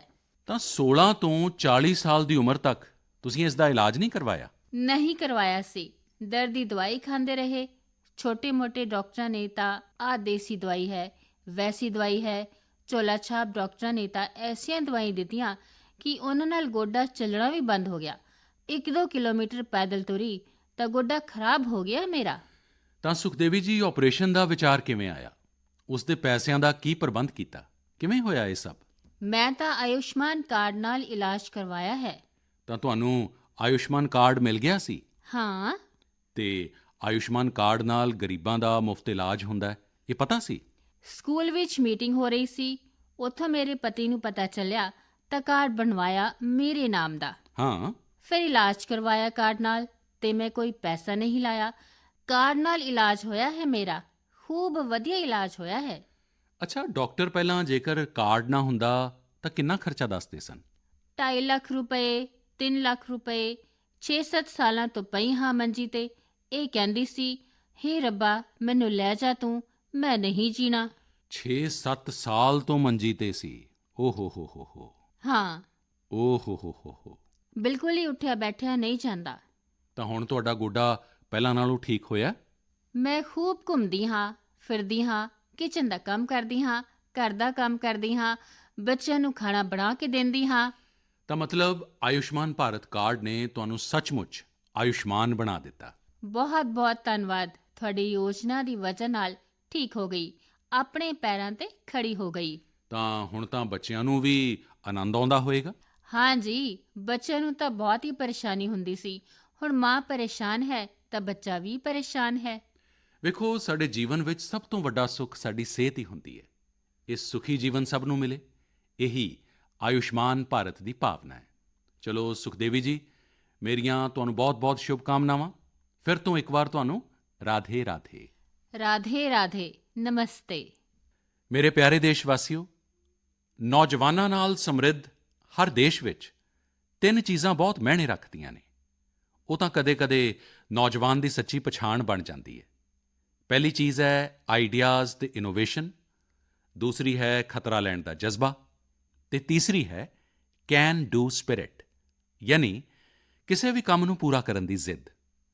ਭਾਵੇਂ ਹਾਲਾਤ ਕਿੰਨੇ ਵੀ ਉਲਟ ਕਿਉਂ ਨਾ ਹੋਣ, ਜਦੋਂ ਇਹ ਤਿੰਨੇ ਚੀਜ਼ਾਂ ਆਪਸ ਵਿੱਚ ਮਿਲਦੀਆਂ ਨੇ ਤਾਂ ਅਨੋਖੇ ਨਤੀਜੇ ਮਿਲਦੇ ਨੇ, ਚਮਤਕਾਰ ਹੋ ਜਾਂਦੇ ਨੇ। ਅੱਜ ਕੱਲ੍ਹ ਅਸੀਂ ਚਾਰੇ ਪਾਸੇ ਸੁਣਦੇ ਹਾਂ ਸਟਾਰਟਅਪ। ਸਹੀ ਗੱਲ ਹੈ, ਇਹ ਸਟਾਰਟਅਪ ਦਾ ਯੁੱਗ ਹੈ ਅਤੇ ਇਹ ਵੀ ਸਹੀ ਹੈ ਕਿ ਸਟਾਰਟਅਪ ਦੀ ਦੁਨੀਆ ਵਿੱਚ ਅੱਜ ਭਾਰਤ ਵਿਸ਼ਵ ਵਿੱਚ ਇੱਕ ਤਰ੍ਹਾਂ ਨਾਲ ਅਗਵਾਈ ਕਰ ਰਿਹਾ ਹੈ। ਸਾਲ ਦਰ ਸਾਲ ਸਟਾਰਟਅਪ ਨੂੰ ਰਿਕਾਰਡ ਨਿਵੇਸ਼ ਮਿਲ ਰਿਹਾ ਹੈ। ਇਹ ਖੇਤਰ ਬਹੁਤ ਤੇਜ਼ ਰਫ਼ਤਾਰ ਨਾਲ ਅੱਗੇ ਵਧ ਰਿਹਾ ਹੈ, ਇੱਥੋਂ ਤੱਕ ਕਿ ਦੇਸ਼ ਦੇ ਛੋਟੇ-ਛੋਟੇ ਸ਼ਹਿਰਾਂ ਵਿੱਚ ਵੀ ਸਟਾਰਟਅਪ ਦੀ ਪਹੁੰਚ ਵਧੀ ਹੈ। ਅੱਜ ਕੱਲ੍ਹ ਯੂਨੀਕੌਰਨ ਸ਼ਬਦ ਬਹੁਤ ਚਰਚਾ ਵਿੱਚ ਹੈ। ਤੁਸੀਂ ਸਾਰਿਆਂ ਨੇ ਇਸ ਦੇ ਬਾਰੇ ਸੁਣਿਆ ਹੋਵੇਗਾ। ਯੂਨੀਕੌਰਨ ਇੱਕ ਅਜਿਹਾ ਸਟਾਰਟਅਪ ਹੁੰਦਾ ਹੈ ਜਿਸ ਦੀ ਵੈਲਿਊਏਸ਼ਨ ਘੱਟ ਤੋਂ ਘੱਟ $1 ਬਿਲੀਅਨ ਹੁੰਦੀ ਹੈ, ਯਾਨੀ ਲਗਭਗ 7,000 ਕਰੋੜ ਰੁਪਏ ਤੋਂ ਜ਼ਿਆਦਾ। ਸਾਥੀਓ, ਸਾਲ 2015 ਤੱਕ ਦੇਸ਼ ਵਿੱਚ ਮੁਸ਼ਕਿਲ ਨਾਲ 9 ਜਾਂ 10 ਯੂਨੀਕੌਰਨਸ ਹੋਇਆ ਕਰਦੇ ਸਨ। ਤੁਹਾਨੂੰ ਇਹ ਜਾਣ ਕੇ ਬੇਹੱਦ ਖੁਸ਼ੀ ਹੋਏਗੀ ਕਿ ਹੁਣ ਯੂਨੀਕੌਰਨਸ ਦੀ ਦੁਨੀਆ ਵਿੱਚ ਵੀ ਭਾਰਤ ਤੇਜ਼ ਉਡਾਨ ਭਰ ਰਿਹਾ ਹੈ। ਇੱਕ ਰਿਪੋਰਟ ਦੇ ਮੁਤਾਬਿਕ ਇਸੇ ਸਾਲ ਇੱਕ ਵੱਡਾ ਬਦਲਾਅ ਆਇਆ ਹੈ। ਸਿਰਫ 10 ਮਹੀਨਿਆਂ ਵਿੱਚ ਹੀ ਭਾਰਤ ਵਿੱਚ ਹਰ 10 ਦਿਨਾਂ ਵਿੱਚ ਇੱਕ ਯੂਨੀਕੌਰਨ ਬਣਿਆ ਹੈ। ਇਹ ਇਸ ਲਈ ਵੀ ਵੱਡੀ ਗੱਲ ਹੈ ਕਿ ਸਾਡੇ ਨੌਜਵਾਨਾਂ ਨੇ ਇਹ ਸਫਲਤਾ ਕੋਰੋਨਾ ਮਹਾਮਾਰੀ ਵਿੱਚ ਹਾਸਲ ਕੀਤੀ ਹੈ। ਅੱਜ ਭਾਰਤ ਵਿੱਚ 70 ਤੋਂ ਜ਼ਿਆਦਾ ਯੂਨੀਕੌਰਨਸ ਹੋ ਚੁੱਕੇ ਨੇ, ਯਾਨੀ 70 ਤੋਂ ਜ਼ਿਆਦਾ ਸਟਾਰਟਅਪ ਅਜਿਹੇ ਨੇ ਜੋ 1 ਬਿਲੀਅਨ ਤੋਂ ਜ਼ਿਆਦਾ ਦੇ ਵੈਲਿਊਏਸ਼ਨ ਨੂੰ ਪਾਰ ਕਰ ਗਏ ਨੇ। ਸਾਥੀਓ, ਸਟਾਰਟਅਪ ਦੀ ਸਫਲਤਾ ਦੇ ਕਾਰਨ ਹਰ ਕਿਸੇ ਦਾ ਉਸ ਵੱਲ ਧਿਆਨ ਹੋ ਗਿਆ ਹੈ ਅਤੇ ਜਿਸ ਤਰ੍ਹਾਂ ਨਾਲ ਦੇਸ਼ ਤੋਂ ਵਿਦੇਸ਼ ਤੋਂ ਨਿਵੇਸ਼ਕਾਂ ਤੋਂ ਉਸ ਨੂੰ ਸਮਰਥਨ ਮਿਲ ਰਿਹਾ ਹੈ, ਸ਼ਾਇਦ ਕੁਝ ਸਾਲ ਪਹਿਲਾਂ ਉਸ ਦੀ ਕੋਈ ਕਲਪਨਾ ਵੀ ਨਹੀਂ ਕਰ ਸਕਦਾ ਸੀ। ਸਾਥੀਓ, ਸਟਾਰਟਅਪਸ ਦੇ ਜ਼ਰੀਏ ਭਾਰਤੀ ਨੌਜਵਾਨ ਗਲੋਬਲ ਪ੍ਰੋਬਲਮਸ ਨੂੰ ਹੱਲ ਕਰਨ ਵਿੱਚ ਆਪਣਾ ਯੋਗਦਾਨ ਦੇ ਰਹੇ ਨੇ। ਅੱਜ ਅਸੀਂ ਇੱਕ ਨੌਜਵਾਨ ਮਯੂਰ ਪਾਟਿਲ ਨਾਲ ਗੱਲ ਕਰਾਂਗੇ। ਉਹਨਾਂ ਨੇ ਆਪਣੇ ਦੋਸਤਾਂ ਦੇ ਨਾਲ ਮਿਲ ਕੇ ਪੋਲਿਊਸ਼ਨ ਦੀ ਪ੍ਰੋਬਲਮ ਦਾ ਸੋਲਿਊਸ਼ਨ ਦੇਣ ਦੀ ਕੋਸ਼ਿਸ਼ ਕੀਤੀ ਹੈ। ਮਯੂਰ ਜੀ, ਨਮਸਤੇ। ਨਮਸਤੇ ਸਰ ਜੀ। ਮਯੂਰ ਜੀ, ਤੁਸੀਂ ਕਿਵੇਂ ਹੋ? ਬਸ ਬਹੁਤ ਵਧੀਆ ਸਰ, ਤੁਸੀਂ ਕਿਵੇਂ ਹੋ? ਮੈਂ ਬਹੁਤ ਖੁਸ਼ ਹਾਂ। ਅੱਛਾ, ਮੈਨੂੰ ਦੱਸੋ ਕਿ ਅੱਜ ਤੁਸੀਂ ਸਟਾਰਟਅਪ ਦੀ ਦੁਨੀਆ ਵਿੱਚ ਹੋ ਜੀ ਹਾਂ ਸਰ। ਅਤੇ ਵੇਸਟ ਵਿੱਚੋਂ ਬੈਸਟ ਵੀ ਕਰ ਰਹੇ ਹੋ, ਹਾਂਜੀ ਇਨਵਾਇਰਨਮੈਂਟ ਦਾ ਵੀ ਕਰ ਰਹੇ ਹੋ। ਥੋੜ੍ਹਾ ਮੈਨੂੰ ਆਪਣੇ ਕੰਮ ਦੇ ਬਾਰੇ ਵਿੱਚ ਦੱਸੋ ਅਤੇ ਇਸ ਕੰਮ ਦੇ ਬਾਰੇ ਤੁਹਾਨੂੰ ਵਿਚਾਰ ਕਿੱਥੋਂ ਆਇਆ? ਸਰ, ਜਦੋਂ ਕਾਲਜ ਵਿੱਚ ਸੀ ਉਦੋਂ ਮੇਰੇ ਕੋਲ ਇੱਕ ਮੋਟਰਸਾਈਕਲ ਸੀ। ਉਸ ਦੀ ਮਾਈਲੇਜ ਬਹੁਤ ਘੱਟ ਸੀ ਅਤੇ ਐਮਿਸ਼ਨ ਵੀ ਬਹੁਤ ਜ਼ਿਆਦਾ ਸੀ। ਉਹ 2 ਸਟ੍ਰੋਕ ਮੋਟਰਸਾਈਕਲ ਸੀ। ਐਮਿਸ਼ਨ ਘੱਟ ਕਰਨ ਲਈ ਅਤੇ ਉਸ ਦੀ ਮਾਈਲੇਜ ਥੋੜ੍ਹੀ ਵਧਾਉਣ ਵਾਸਤੇ ਮੈਂ ਕੋਸ਼ਿਸ਼ ਚਾਲੂ ਕੀਤੀ ਕੋਈ 2011-12 ਵਿੱਚ। ਇਸ ਦੀ ਮੈਂ ਲਗਭਗ 62 ਕਿਲੋਮੀਟਰ ਪਰ ਲੀਟਰ ਤੱਕ ਮਾਈਲੇਜ ਵਧਾ ਦਿੱਤੀ ਸੀ। ਤਾਂ ਉੱਥੋਂ ਮੈਨੂੰ ਇਹ ਪ੍ਰੇਰਣਾ ਮਿਲੀ ਕਿ ਅਜਿਹੀ ਕੋਈ ਚੀਜ਼ ਬਣਾਈ ਜਾਵੇ ਜੋ ਮਾਸ ਪ੍ਰੋਡਕਸ਼ਨ ਕਰ ਸਕਦੀ ਹੋਵੇ, ਤਾਂ ਬਾਕੀ ਬਹੁਤ ਸਾਰੇ ਲੋਕਾਂ ਨੂੰ ਇਸ ਦਾ ਫਾਇਦਾ ਹੋਏਗਾ। 2017-18 ਵਿੱਚ ਅਸੀਂ ਲੋਕਾਂ ਨੇ ਉਸ ਦੀ ਟੈਕਨੋਲੋਜੀ ਡਿਵੈਲਪ ਕੀਤੀ ਅਤੇ ਰੀਜਨਲ ਟਰਾਂਸਪੋਰਟ ਕਾਰਪੋਰੇਸ਼ਨ ਵਿੱਚ 10 ਬੱਸਿਸ ਦੇ ਵਿੱਚ ਉਸ ਨੂੰ ਯੂਜ਼ ਕੀਤਾ। ਉਸ ਦਾ ਰਿਜ਼ਲਟ ਚੈੱਕ ਕਰਨ ਦੇ ਲਈ ਅਸੀਂ ਉਸ ਦਾ ਲਗਭਗ 40% ਐਮਿਸ਼ਨ ਘੱਟ ਕਰ ਦਿੱਤਾ ਬੱਸਿਸ ਵਿੱਚ। ਅੱਛਾ, ਹੁਣ ਇਹ ਟੈਕਨੋਲੋਜੀ ਜੋ ਤੁਸੀਂ ਖੋਜੀ ਹੈ ਉਸ ਦਾ ਪੇਟੈਂਟ ਵਗੈਰਾ ਕਰਵਾ ਲਿਆ? ਹਾਂਜੀ, ਪੇਟੈਂਟ ਹੋ ਗਿਆ। ਇਸ ਸਾਲ ਵਿੱਚ ਸਾਨੂੰ ਪੇਟੈਂਟ ਗ੍ਰਾਂਟ ਹੋ ਕੇ ਆ ਗਿਆ। ਅੱਗੇ ਇਸ ਨੂੰ ਵਧਾਉਣ ਦਾ ਕੀ ਪਲਾਨ ਹੈ ਤੁਹਾਡਾ? ਕਿਸ ਤਰ੍ਹਾਂ ਨਾਲ ਕਰ ਰਹੇ ਹੋ? ਜਿਵੇਂ ਬੱਸ ਦਾ ਰਿਜ਼ਲਟ ਆ ਗਿਆ, ਉਸ ਦੀਆਂ ਸਾਰੀਆਂ ਚੀਜ਼ਾਂ ਵੀ ਬਾਹਰ ਆ ਗਈਆਂ ਹੋਣਗੀਆਂ, ਤਾਂ ਅੱਗੇ ਕੀ ਸੋਚ ਰਹੇ ਹੋ? ਸਰ, ਸਟਾਰਟਅਪ ਇੰਡੀਆ ਦੇ ਅੰਦਰ ਨੀਤੀ ਆਯੋਗ ਤੋਂ ਅਟਲ ਨਿਊ ਇੰਡੀਆ ਚੈਲੰਜ ਜੋ ਹੈ ਉਥੋਂ ਸਾਨੂੰ ਗ੍ਰਾਂਟ ਮਿਲੀ ਅਤੇ ਉਸ ਗ੍ਰਾਂਟ ਦੇ ਬੇਸਿਸ ਤੇ ਅਸੀਂ ਲੋਕਾਂ ਨੇ ਹੁਣੇ ਇੱਕ ਫੈਕਟਰੀ ਚਾਲੂ ਕੀਤੀ ਹੈ ਜਿੱਥੇ ਅਸੀਂ 에ਅਰ ਫਿਲਟਰਸ ਦੀ ਮੈਨੂਫੈਕਚਰਿੰਗ ਕਰ ਸਕਦੇ ਹਾਂ। ਤਾਂ ਭਾਰਤ ਸਰਕਾਰ ਦੇ ਵੱਲੋਂ ਕਿੰਨੀ ਗ੍ਰਾਂਟ ਮਿਲੀ ਤੁਹਾਨੂੰ? 90 ਲੱਖ। 90 ਲੱਖ? ਹਾਂਜੀ। ਉਸ ਨਾਲ ਤੁਹਾਡਾ ਕੰਮ ਚੱਲ ਗਿਆ? ਹਾਂ, ਅਜੇ ਤਾਂ ਚਾਲੂ ਹੋ ਗਿਆ ਸਰ, ਪ੍ਰੋਸੈਸ ਵਿੱਚ ਹੈ। ਤੁਸੀਂ ਕਿੰਨੇ ਦੋਸਤ ਮਿਲ ਕੇ ਕਰ ਰਹੇ ਹੋ ਇਹ ਸਭ? ਅਸੀਂ 4 ਜਣੇ ਹਾਂ ਸਰ।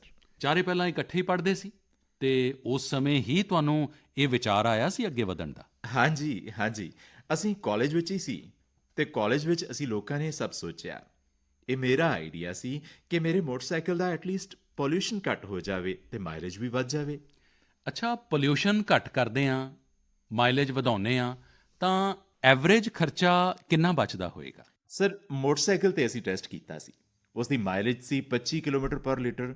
ਉਹ ਅਸੀਂ ਵਧਾ ਕੇ 39 ਕਿਲੋਮੀਟਰ ਪਰ ਲੀਟਰ ਕਰ ਦਿੱਤੀ, ਤਾਂ ਲਗਭਗ 14 ਕਿਲੋਮੀਟਰ ਦਾ ਲਾਭ ਹੋ ਗਿਆ ਅਤੇ ਉਸ ਵਿੱਚੋਂ 40% ਕਾਰਬਨ ਐਮਿਸ਼ਨ ਘੱਟ ਹੋ ਗਿਆ। ਅਤੇ ਜਦੋਂ ਬੱਸਿਸ 'ਤੇ ਕੀਤਾ ਰੀਜਨਲ ਟਰਾਂਸਪੋਰਟ ਕਾਰਪੋਰੇਸ਼ਨ ਨੇ, ਤਾਂ ਉੱਥੇ 10% ਫਿਊਲ ਐਫੀਸ਼ੀਐਂਸੀ ਇਨਕਰੀਜ਼ ਹੋਈ ਅਤੇ ਉਸ ਵਿੱਚ ਵੀ 35 ਤੋਂ 40% ਐਮਿਸ਼ਨ ਘੱਟ ਹੋ ਗਿਆ।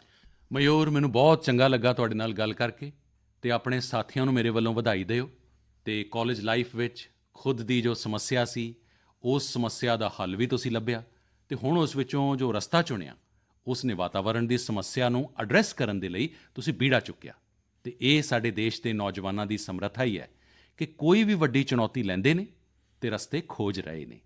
ਮੇਰੇ ਵੱਲੋਂ ਤੁਹਾਨੂੰ ਬਹੁਤ ਸ਼ੁਭ ਕਾਮਨਾਵਾਂ ਨੇ। ਬਹੁਤ ਬਹੁਤ ਧੰਨਵਾਦ। Thank you sir, thank you so much. ਸਾਥੀਓ, ਕੁਝ ਸਾਲ ਪਹਿਲਾਂ ਜੇਕਰ ਕੋਈ ਕਹਿੰਦਾ ਸੀ ਕਿ ਉਹ ਬਿਜ਼ਨਸ ਕਰਨਾ ਚਾਹੁੰਦਾ ਹੈ ਜਾਂ ਇੱਕ ਕੋਈ ਨਵੀਂ ਕੰਪਨੀ ਸ਼ੁਰੂ ਕਰਨਾ ਚਾਹੁੰਦਾ ਹੈ, ਤਾਂ ਪਰਿਵਾਰ ਦੇ ਵੱਡੇ ਬਜ਼ੁਰਗਾਂ ਦਾ ਜਵਾਬ ਹੁੰਦਾ ਸੀ ਕਿ ਤੁਸੀਂ ਨੌਕਰੀ ਕਿਉਂ ਨਹੀਂ ਕਰਨਾ ਚਾਹੁੰਦੇ? ਨੌਕਰੀ ਕਰੋ ਨਾ ਭਾਈ। ਬਈ ਨੌਕਰੀ ਵਿੱਚ ਹੀ ਸਿਕਿਉਰਿਟੀ ਹੁੰਦੀ ਹੈ, ਸੈਲਰੀ ਹੁੰਦੀ ਹੈ, ਝੰਜਟ ਵੀ ਘੱਟ ਹੁੰਦਾ ਹੈ।